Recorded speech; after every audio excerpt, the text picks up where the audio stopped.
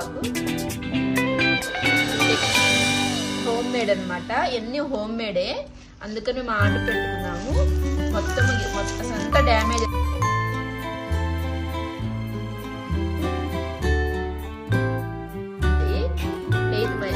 నేతి మైసూర్ పాక్ అనమాట.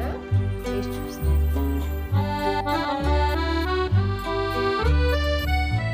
బాగుంది. అయితే మొత్తం డ్యామేజ్. ఇది నేతి అసలు అనమాట.